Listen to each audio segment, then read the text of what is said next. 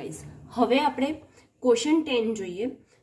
એમાં શું આપ્યું છે કે આકૃતિમાં દર્શાવ્યા મુજબ નિયમિત દળ ઘનતા ધરાવતા અર્ધગોળાકાર કવચના કેન્દ્ર સી પાસે ગુરુત્વાકર્ષી તીવ્રતાની દિશા દર્શાવેલા છે તે તીર પૈકી કઈ છે। આપણને બે પ્રશ્ન આપ્યા છે 10 અને 11 બંનેના આન્સર આપણને ક્યાંથી મળશે તો આ ફિગર પરથી મળશે। પ્રશ્ન શું પૂછ્યો છે 10માનો કે જે આકૃતિ આપી છે ને એનામાં નિયમિત દળ ઘનતા ધરાવતા કવચના કેન્દ્ર સી પાસે ગુરુત્વાકર્ષી તીવ્રતાની દિશા દર્શાવેલા તીર પૈકી કઈ મળશે। તો આપણને કઈ મળશે તો જે સી પર છે એ જ મળશે। કેમ સી પર છે એ મળશે તો આપણે આકૃતિ દોરી છે બરાબર। તો આકૃતિમાં દર્શાવ્યા પ્રમાણે જો આ અર્ધગોળો છે તો હું એને પૂર્ણ ગોળો કરી દઉં એટલે કે આખો હું એને શું બનાવી દઉં ગોળો બનાવી દઉં। તો આખો જ્યારે પૂર્ણ ગોળો બનાવી દઈએ ત્યારે કવચની અંદરના ભાગમાં ગુરુત્વ સ્થિતિમાન જે છે કેવું થઈ જાય ગુરુત્વ સ્થિતિમાન અચળ થઈ જાય છે। આન્સર શું આવે આપણો જે ત્રીજો ઓપ્શન છે ને સી એ આન્સર આવે। કેમ કેમ કે કવચને આને પૂરો ગોળો બનાવી દઉં અર્ધગોળો છે એની જગ્યાએ આને પૂરો ગોળો બનાવી દઉં છું ત્યારે અંદરના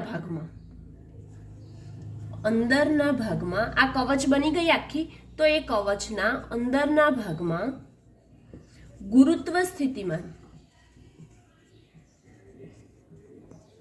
કેવું મળે છે અચળ મળે છે।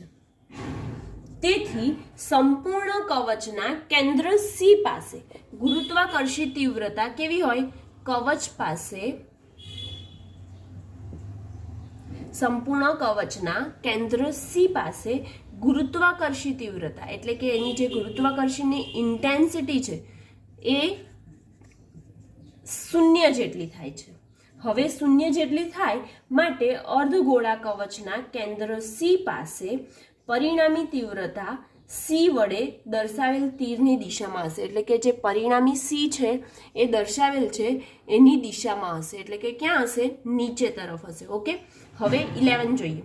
11મા પ્રશ્નમાં શું પૂછે છે કે ઉપરના પ્રશ્નમાં એટલે કે જે 10મો પ્રશ્ન છે એને રિલેટેડ જ છે બુક લઈને બેસજો તમે કે ઉપરના પ્રશ્નમાં કોઈ યાદચ્છિક બિંદુ પી આગળ ગુરુત્વ તીવ્રતાની દિશા દર્શાવતું તીર એટલે કે ગુરુત્વ તીવ્રતાની દિશા કઈ હશે તો ગુરુત્વની તીવ્રતાની દિશા જે છે એ ઈ હશે એટલે કે ઓપ્શન બી હશે। કેમ કે આ સી હતું ગુરુત્વ કેન્દ્ર જે હતું એ સી હતું ત્યારે અંદરનું આખું આ કવચ બની જાય ત્યારે નીચે બાજુ કેવું લાગે છે અચળ લાગે છે બરાબર। ગુરુત્વ સ્થિતિમાન અચળ લાગે છે એના માટે ગુરુત્વાકર્ષી તીવ્રતા 0 થાય છે અને સંપૂર્ણ કવચ જ્યારે હોય છે ત્યારે અર્ધગોળા કવચના કેન્દ્ર સી પાસે અર્ધગોળા કવચનું જે કેન્દ્ર સી છે એના પાસે એની તીવ્રતા પરિણામી તીવ્રતા જે છે એ ક્યાં હોય છે તો તીર સી પાસે હોય છે બરાબર। એવી જ રીતે આનામાં પણ સેમ એવું જ થશે કે અંદરના ભાગમાં આખું વર્તુળ બનાવી દઈએ તો ગુરુત્વ સ્થિતિમાન અચળ થઈ જાય છે અને કવચ પાસે ગુરુત્વની તીવ્રતા 0 થાય છે માટે પરિણામી તીવ્રતા આનામાં પણ ઈ તીર પાસે હશે તીર ઈ પાસે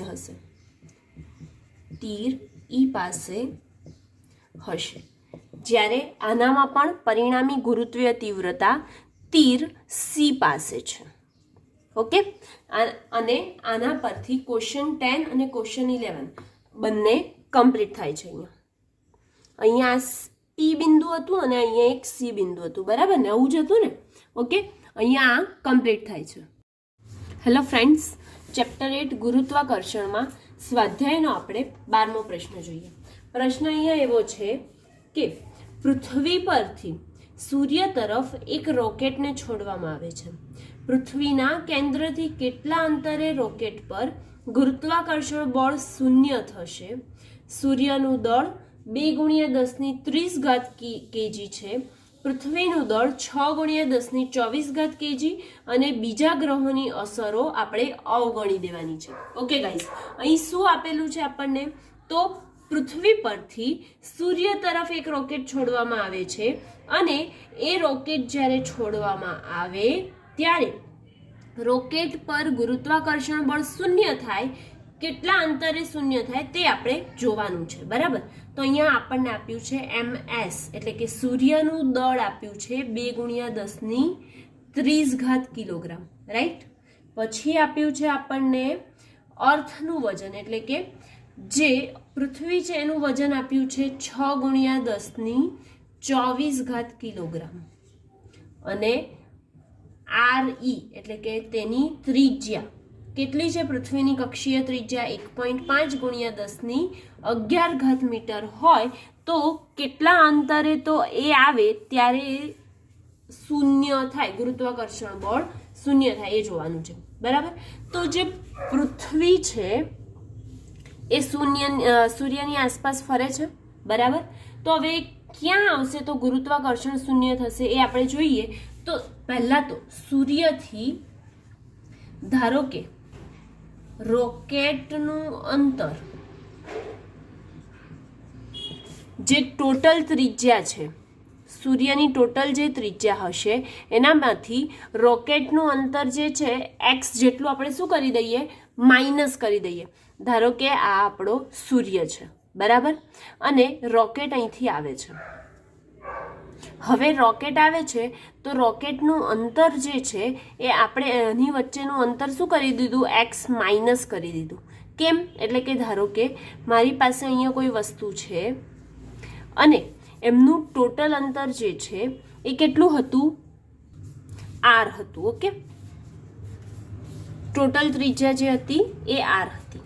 હવે આ જે છે ગુરુત્વાકર્ષણ ધારો કે આ જગ્યાએ આવીને શૂન્ય થતું હોય તો આ બંને વચ્ચેનું અંતર x છે, તો મારે આ અંતર કેટલું થાય, આ જગ્યાનું અંતર રોકેટથી સૂર્યનું અંતર કેટલું થઈ જશે, r - x થઈ જશે, બરાબર. એટલે કે મોટામાંથી આટલું માઇનસ કર્યું એટલે આપણને રોકેટનું અંતર મળી ગયું. હવે આપણે જોઈએ આગળ. તો રોકેટનું જે દળ છે ને એટલે કે જે પદાર્થ છે એ જ આપણે કરીએ. તો એનું દળ ધારો કે m ધારી લઈએ છે. તો રોકેટનું દળ ધારો કે m છે, ઓકે. હવે આ બંને જ્યારે કેન્દ્રથી હોય ત્યારે આપણે એને સમાન લઈશું. તો ધારો કે પૃથ્વીના કેન્દ્રથી x અંતરે છે રોકેટ. આપણે અહીંયા આકૃતિમાં બતાવ્યું હતું કે પૃથ્વીથી x અંતરે આપણું રોકેટ છે અને આ જગ્યાએ રોકેટ આપણું હતું. હવે એને અહીંથી અહીં જવાનું છે. ટોટલ ત્રિજ્યા કેટલી હતી, r હતી. તો અહીંથી અહીં જવાનું એટલે કેટલું થશે, r - x જેટલું થાય ને. તો સૂર્યને લીધે અને પૃથ્વીના લીધે લાગતા બળો સમાન અને વિરુદ્ધ દિશામાં હોવાથી કેન્દ્રથી લેવું પડશે આપણે અંતર. તો કેન્દ્રથી લઈશું તો શું થઈ જશે, તો કેન્દ્રથી પહેલા તો ગુરુત્વાકર્ષણ બળનું સૂત્ર Gmsm અપોન શું આવશે, રોકેટ વચ્ચેનું અંતર એટલે r - x આખાનો વર્ગ, બરાબર. હવે પૃથ્વી માટે લઈશું તો Gmem અપોન x નો વર્ગ થાય, બરાબર. કેમ કે આપણે જોઈ ગયા હમણાં કે શું હતું, r હતું આટલું. અહીંયા મારી પૃથ્વીથી અંતર જે છે એ x છે અને આ બીજું જે બચ્યું એ સૂર્યથી અંતર બચ્યું એ કેટલું આવ્યું, r - x જેટલું આવ્યું. એટલે કે આ આપણે સૂર્ય માટે લઈ લીધું અને આ પૃથ્વી માટેનું અંતર લઈ લીધું, ઓકે. તો હવે અહીં સામસામેથી શું કેન્સલ થાય છે એ જોઈ લઈએ. તો g કેન્સલ, mm કેન્સલ, બચ્યું શું, તો આપણી પાસે બચ્યું ms r - x whole square is equal to me upon x square બચ્યું.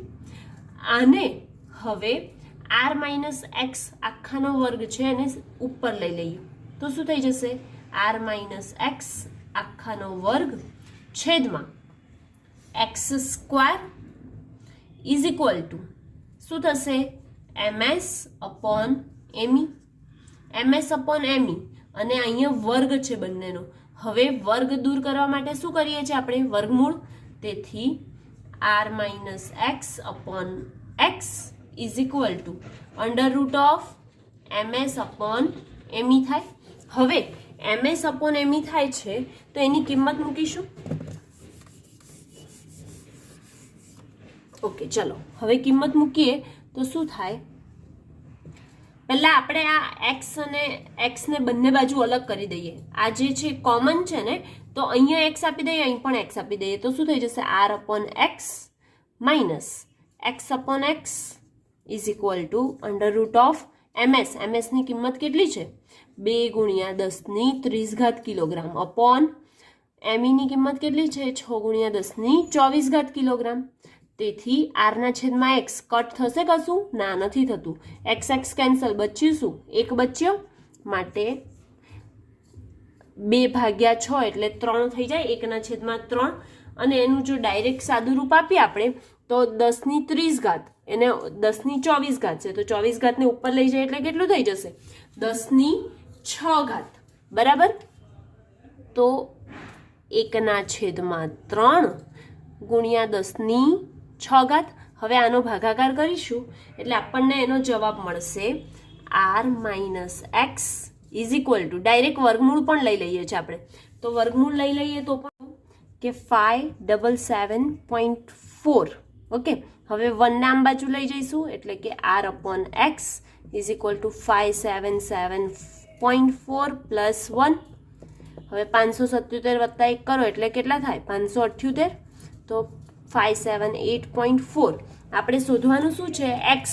R તો છે આપણી પાસે, તો એક્સને કરતા બનાવીએ, આરને નીચે લઈ જઈએ, તો એક્સ ઇઝ ઇક્વલ ટુ આને નીચે લઈ જઈએ આરની, તો આર કેટલું છે? 1.5 ગુણ્યા 10⁻11 ભાગ્યા 578.4. ભાગાકાર કરીએ એટલે જોઈએ જવાબ કેટલો આવે. તો જવાબ આવે 2.59 ગુણ્યા 10⁸ મીટર આન્સર આવ્યો આપણો. ઓકે, એટલે કે જે રોકેટને અંતર, સૂર્યથી અંતર જે હતું એ કેટલું આવે છે? 2.59 ગુણ્યા 10⁸ મીટર જેટલું આવે છે. અને એની સાથે આ પ્રશ્ન અહીંયા કમ્પ્લીટ થાય છે. સ્વાધ્યાયનો 13મો પ્રશ્ન. પ્રશ્ન એવો છે કે તમે સૂર્યનું વજન કેવી રીતે કરશો, એટલે કે તેના દળનો અંદાજ કેવી રીતે મેળવશો? સૂર્યની ફરતે પૃથ્વીની કક્ષાની સરેરાશ ત્રિજ્યા 1.5 ગુણ્યા 10⁸ કિલોમીટર છે. આપણને અહીંયા એવું કીધું કે જો આપણને કહી દે કે સૂર્યનું વજન તમારે કરવાનું છે તો કેવી રીતે કરશો? ખાલી આપણને ત્રિજ્યા કોની આપી છે? પૃથ્વીની. પૃથ્વીની ત્રિજ્યા, સરેરાશ ત્રિજ્યા આપી છે કક્ષીય 1.5 ગુણ્યા 10⁸ કિલોમીટર. પરંતુ આપણે શેમાં લઈએ છીએ? બધું મીટરમાં, માટે આને મીટરમાં ફેરવીએ કેટલું થઈ જશે? 10⁸ ગુણ્યા 10⁻³ મીટર એટલું થાય, એટલે કે 8 ને 3 11 જેટલું થશે.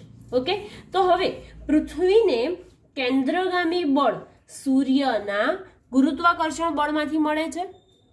જે કેન્દ્રગામી બળ હોય, કોઈ પણ સર્કલ હશે તો એને કેન્દ્રગામી બળ હોય, તો પૃથ્વીને જે કેન્દ્રગામી બળ મળે છે, પૃથ્વીને કેન્દ્રગામી બળ મળે તે શેમાંથી મળે છે? ગુરુત્વાકર્ષણ બળમાંથી. એટલે એ બંનેને આપણે શું કરીશું? સરખાવી દઈશું. તો ગુરુત્વાકર્ષણ બળમાંથી મળે છે, તેથી આ બંને બળને સરખાવીએ તો શું થઈ જશે? પૃથ્વીનું કેન્દ્રગામી બળ MEV² upon R is equal to ગુરુત્વાકર્ષણ બળ. તો ગુરુત્વાકર્ષણ બળ એટલે શું લખશો તમે? GMSME upon RE². ઓકે, અહીંયા પણ કેપિટલ એમ કરવું હોય તો કરી શકો છો કે કેપિટલ ME. ઓકે, હવે ME અને ME કેન્સલ. RE 2 વાર છે, અહીંયા વર્ગ છે અને અહીંયા 1 વાર છે, માટે સામસામેથી 1 વાર કેન્સલ થઈ ગયું. બચ્યું શું? આપણે જે બચ્યું એ પહેલા લખી કાઢીએ. શું બચ્યું? V² is equal to GMS upon RE. આપણને શું કીધું છે કે સૂર્યનું દળ તમે કેવી રીતે નક્કી કરશો? જો કક્ષીય ત્રિજ્યા આટલી હોય તો આપણે કક્ષીય ત્રિજ્યા છે, g ની કિંમત ખબર છે, v² એટલે શું થઈ જશે? તો v² એટલે આપણે જાણીએ વેગ થાય, લિનિયર વેલોસિટી. તો લિનિયર વેલોસિટી બરાબર શું થશે? r ઇન્ટુ ઓમેગા, એટલે કોણીય વેગ ગુણ્યા એની ત્રિજ્યા. તો આપણે એની કિંમત મૂકીશું. શું થશે? R square omega square is equal to GMS upon RE. હવે આપણી પાસે ઓમેગા, શું પ્રશ્નમાં જુઓ તો ચેક કરો કે ઓમેગા આપેલું છે આપણને? ના, ઓમેગા પણ નથી. તો હવે શું કરીશું? તો હવે આપણે આર સ્ક્વેર ઓમેગાની જગ્યાએ આપણે જાણતા હતા, શું લખતા હતા? 2 છેદમાં ટી, આવું કંઈક લખતા હતા. તો આપણે ઓમેગાની જગ્યાએ લખીશું 2 છેદમાં ટી. 2 છેદમાં ટી, પણ અહીંયા ઓમેગાનો શું છે? વર્ગ છે. વર્ગ હોય તો આનો પણ વર્ગ કરવો પડશે, એટલે કે 2 નો વર્ગ 4, પાઈનો વર્ગ છેદમાં ટી નો વર્ગ બરાબર GMS અપોન RE. રાઈટ. હવે આપણે નેક્સ્ટ જોઈએ તો R square 4 square T square છે ને, તો હવે આપણે MS ને કરતા બનાવી દઈએ, બાકી બધું પેલી બાજુ લઈ જઈએ. તો શું થઈ જશે? આ તમે આર લખો કે RE લખો, બંને સરખું જ છે. હા,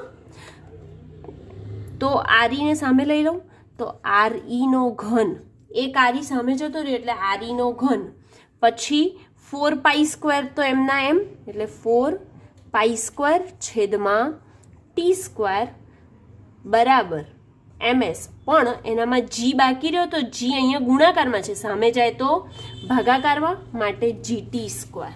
ઓકે, હવે કિંમત મૂકીએ આપણે. MS બરાબર શું થઈ જશે? 4 ઇન્ટુ RE ની કિંમત કેટલી છે? 1.5 ગુણ્યા 10⁻11 અને એનો ઘન બરાબર ગુણ્યા પાઈની કિંમત મૂકીએ 3.14 ગુણ્યા એનો 3.14 અથવા તો એનો વર્ગ લખી કાઢો, જે લખવું હોય. જીની કિંમત પણ આપણે જાણીએ 6.67 ગુણ્યા 10⁻11. ઓકે, અને આવર્તકાળ. હવે આવર્તકાળ કેવી રીતે ગણીશું?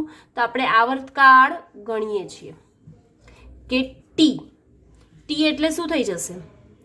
આવર્તકાળ જે પૃથ્વી ગતિ કરે તે કેટલા દિવસ ગતિ કરે? તો એક ચક્કરડું પૂરું થાય છે 365 દિવસ બરાબર. એક વર્ષ આખા 365 દિવસનો હોય ને, તો 365 દિવસનો હોય એને મારે શેમાં કન્વર્ટ કરવું પડશે?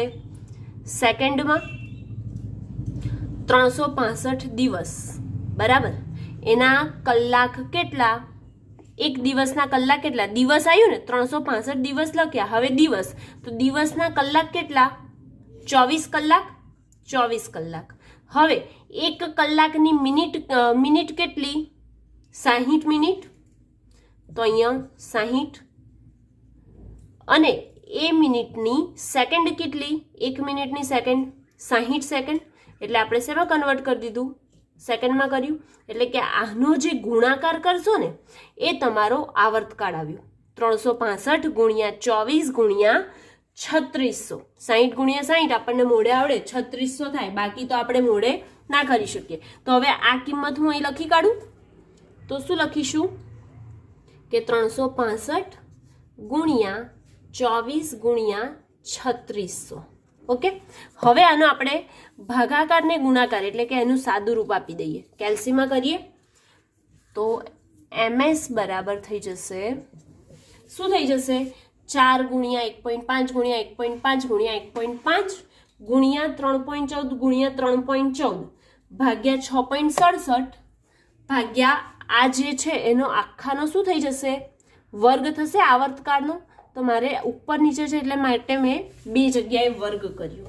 ઓકે, તો એનો આન્સર આવે છે આપણી પાસે, જો ઘાત ને બધું કેલ્ક્યુલેટ કરીએ તો 2 ગુણ્યા 10⁻30 કિલોગ્રામ આવ્યો. કેટલો આવે છે? 2 ગુણ્યા 10⁻30 કિલોગ્રામ આવે છે. અને એની સાથે આ પ્રશ્ન અહીંયા કમ્પ્લીટ થાય છે. સ્વાધ્યાયનો 14મો પ્રશ્ન છે. શું છે પ્રશ્ન? કે શનિ પરના વર્ષનો સમયગાળો પૃથ્વી પરના વર્ષના સમયગાળા કરતા 29.5 ગણો છે. જો પૃથ્વી સૂર્યથી 1.5 ગુણ્યા 10⁸ કિલોમીટર અંતરે હોય તો સૂર્યથી શનિ કેટલે દૂર હશે? આપણને જે આપ્યું છે પહેલા લખીએ. શું કે છે અહીંયા કે શનિ પરનો વર્ષનો સમયગાળો શનિનો વર્ષનો સમયગાળો એ પૃથ્વીના સમયગાળાથી કેટલા ગણો છે? 29.4 ગણો, 5 ગણો, સોરી, પૃથ્વીથી 29.5 ગણો છે. અને પૃથ્વીની કક્ષીય ત્રિજ્યા સૂર્યની આસપાસની આપેલી છે 1.5 ગુણ્યા 10⁸ કિલોમીટર. હવે કિલોમીટરને આપણે મીટરમાં ફેરવીએ તો કેટલી થઈ જાય છે? હમણાં આગળ જ જોઈ લીધું છે, 10⁻11 મીટર થાય. માટે આરઈ પણ મળી ગયું. હવે આપણે સૂત્રમાં આરએસ શોધવાનું છે, બરાબર. એટલે કે તેની જે દળનો અંદાજ લગાવીએ ત્યારે સૂર્યથી શનિનું કેટલું અંતર છે બંને વચ્ચેનું એ આપણે શોધીશું. ઓકે, તો આપણે કેપ્લર્સનો ત્રીજો નિયમ ભણી ગયા હતા. શું હતો? કે T² is proportional two R³. T² એ તેની ત્રિજ્યાના ઘનના સમપ્રમાણમાં છે. તેથી આપણે શું કરી શકીએ કે T is proportional two R⁻³ એવું કરવું હોય તો એવું કરી શકો, અથવા તો તમે ડાયરેક્ટ કરી શકો છો. તો આપણે કરીએ, અહીંયા TS અને RE બે વસ્તુ આપી છે, આપણે શોધવાનું છે કોને? RS ને શોધવાનું છે. તો RS ને શોધી આપણે તો RS અપોન આપણે આ સૂત્રનો યુઝ કરીશું. ઓકે, તો RS અપોન RE નો ઘન બરાબર, આ પ્રોપોર્શનાલિટીમાં કોન્સ્ટન્ટ મૂકીએ પણ કોન્સ્ટન્ટ શું થઈ જશે? ઉપર નીચેથી કેન્સલ, એટલે લખવાની જરૂરત નથી. TS અપોન TE આખાનો વર્ગ. હવે કિંમતો છે આપણી પાસે, ઉપરથી જોઈને મૂકી દઈએ. તો RS ખબર નથી તો RS ને એમનું એમ રાખ્યું, બરાબર. TS અપોન TE, અહીંયા આપણે આને સિમ્પ્લિફાય કરીએ તો શું થઈ જશે? TS છેદમાં TE એવું થાય. તો TS અપોન TE બરાબર આપણને કેટલું આપ્યું છે? 29.5. આપણે લખીશું TS upon TE is equal to 29.5 નો સ્ક્વેર ઇન્ટુ શું થશે? RE થશે. તો અહીંયા RE કર્યું. RE ની કિંમત છે, હા છે, તો RE ની કિંમત પણ મૂકી કાઢીએ 1.5 ગુણ્યા 10⁻11. હવે શું થશે? તો આ ક્યુબ છે, તો એને આપણે શું લઈશું? એનો ક્યુબ રૂટ લેવો પડશે, બરાબર. તો આપણે એનો ડાયરેક્ટ ક્યુબ રૂટ લઈ લઈએ, ડાયરેક્ટ સામે લઈ જઈએ. તો એને સામે લઈ લઈશું તો શું થઈ જશે? આનું ક્યુબ રૂટ લઈશું તો RS બરાબર આનો પણ ઘન હતો, હે ને? તો હવે ઘન હતો તો સામેથી ક્યુબ તો કેન્સલ થઈ જાય. બચ્યું શું? તો RS બરાબર 29.5 ની 2/3 ગુણ્યા 1.5 ગુણ્યા 10⁻11. હવે એનું સાદું રૂપ આપીએ તો સાદું રૂપ આપીએ એટલે કેટલો આવે છે જવાબ આપણો? તો આપણો જવાબ આવે છે 1.49 ગુણ્યા 10⁻12 મીટર આવ્યો. કેટલો આવે છે? 1.49 ગુણ્યા 10⁻12 મીટર. હવે મીટરને મારે કિલોમીટરમાં ફેરવવું હોય તો ફેરવી શકાય કે 1.49 ઇન્ટુ 10⁻9 કિલોમીટર. ઓકે, અને અહીંયા એની સાથે આપણો પ્રશ્ન નંબર 14 સ્વાધ્યાયનો કમ્પ્લીટ થાય છે. સ્વાધ્યાયનો 15મો પ્રશ્ન છે. પ્રશ્ન એવું છે કે એક પદાર્થનું પૃથ્વીની સપાટી પર વજન 63 ન્યૂટન છે. પૃથ્વીની ત્રિજ્યા કરતા અડધી ઊંચાઈએ તે પદાર્થ પરનું પૃથ્વીનું ગુરુત્વ બળ કેટલું હશે? અહીંયા આપણને આપ્યું છે કે પૃથ્વીની સપાટી પર વજન, એટલે કે એનું વજન બળ આપ્યું છે. વજન નહીં પરંતુ વજન બળ આપણને આપ્યું છે mg બરાબર 63 ન્યૂટન. ઓકે, અને પૃથ્વીની ત્રિજ્યા કરતા અડધી, એટલે કે જે પૃથ્વીની ત્રિજ્યા ધારો કે r છે, પૃથ્વીની ત્રિજ્યા ધારો કે આપણે લઈ લઈએ r છે, તો પૃથ્વીની ત્રિજ્યાથી અડધી એની શું છે? ઊંચાઈ છે. ઓકે, પૃથ્વીની ત્રિજ્યાથી અડધી ઊંચાઈએ તે પદાર્થ પરનું ગુરુત્વ બળ કેટલું હશે? એટલે કે આપણે બળ શોધવાનું છે, પરંતુ કયું? તો ગુરુત્વ બળ. ઓકે, હવે આપણે સ્ટાર્ટ કરીએ પ્રશ્નનો. તો આપણે એક સૂત્ર જોઈ ગયા હતા, યાદ હોય તો, કે h is equal two r upon r plus h આખાનો વર્ગ, બરાબર. પણ એને g ઓફ h એવું કર્યું હતું, g of h into g is equal two g r upon r plus h આખાનો વર્ગ. હવે આ હું g ને જો સામે બાજુ લઈ લઉં તો gh upon g is equal two r upon r plus h whole square થાય કે ના થાય? થાય, બરાબર. એટલે કે g ઓફ h બરાબર આપણે આ સૂત્ર આગળ જોઈ ગયા એના ઉપરથી લખ્યું. ઓકે, હવે h ની કિંમત ઉપરથી મૂકી દઈએ. સો g of h upon g is equal two r upon r plus h ની કિંમત શું છે? r upon 2. ઓકે, અને આખાનો વર્ગ g of h is equal two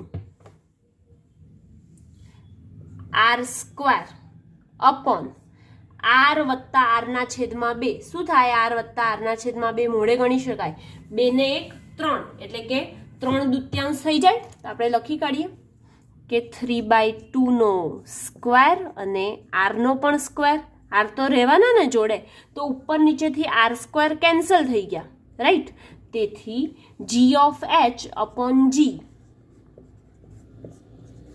is equal two 1 ના છેદમાં 3 નો વર્ગ 9 અને એના છેદમાં 2 નો વર્ગ 4 થાય. હવે આ છેદનો છેદ છે, છેદનો છેદ ક્યાં જાય? અંશમાં જાય, માટે 4 ના છેદમાં 9 g of h upon g થયા.